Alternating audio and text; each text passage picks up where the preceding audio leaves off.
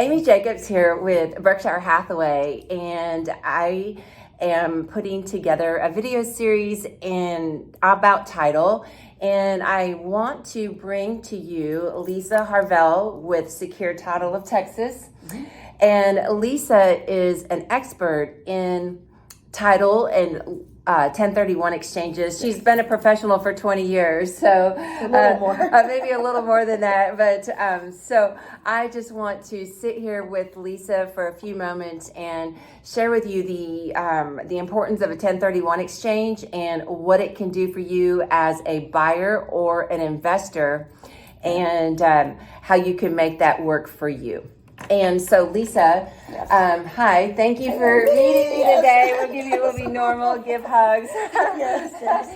Lisa, tell us about 1031 exchanges. Okay, 1031 is a tax deferment vehicle, if you will. You may have also heard it referred to as a Starker exchange. That was a very popular term back in the 80s, and they're more commonly referred to as a 1031 exchange now, but they're actually the same thing.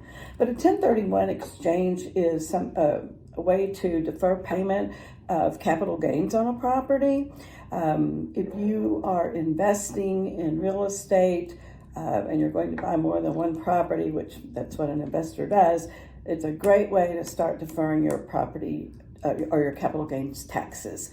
What happens is when you buy the first property, you need to identify that it's going into a 1031 exchange program.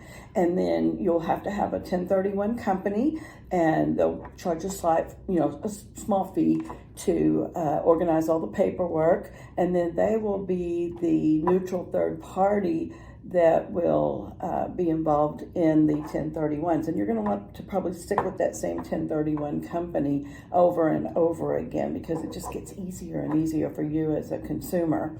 But what happens is if you buy a property and then you decide you want to sell that property and invest in another, then you would have 45 days in which to identify a property that you're going to buy. And then you have a total of 180 days in which you have time to identify the property and to close and fund. So you don't want to wait till the last minute.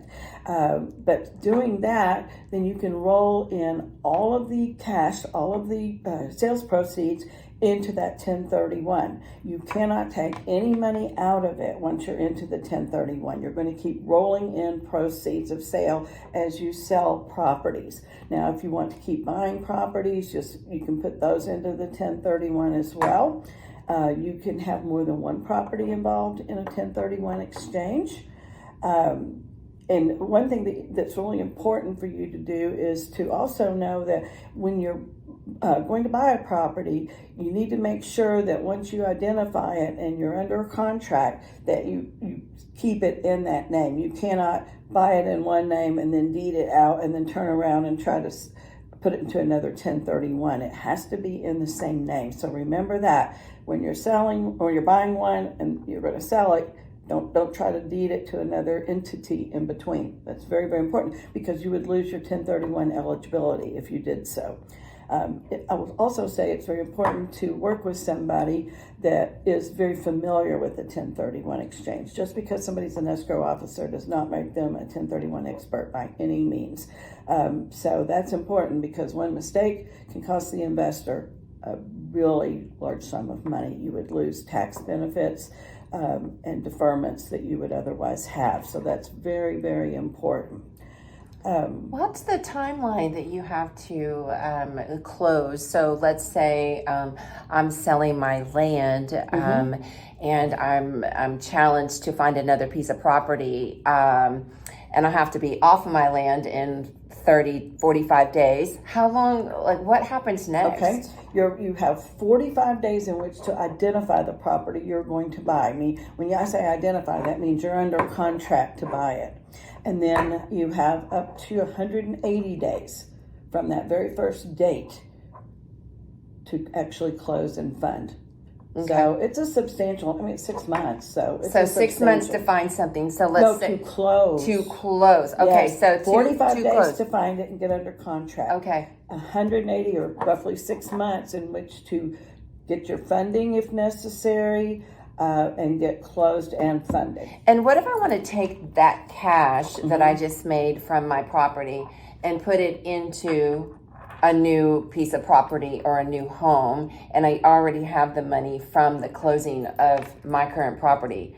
Does that transfer from the bank that the money for the sale proceeds went into? No. So if you sell a property and it's not already set up in a 1031 exchange, but you know you want to put it into a 1031, then you can go ahead and get set up with a 1031 company. And once you're not going to have you won't have a tax deferment on that money, I don't think, but that's probably a question I could find out.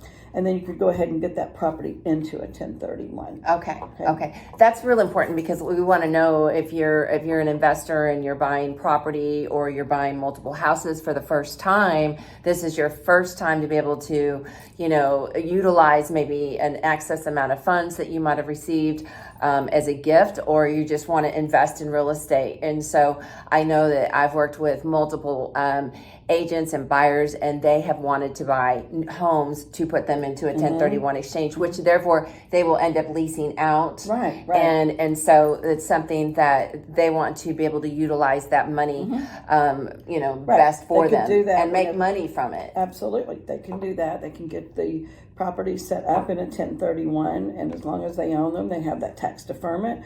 If they decide to sell, they can either cash out, pay the capital gains, or keep rolling it into another 1031. And it has to be a like property, similar type property.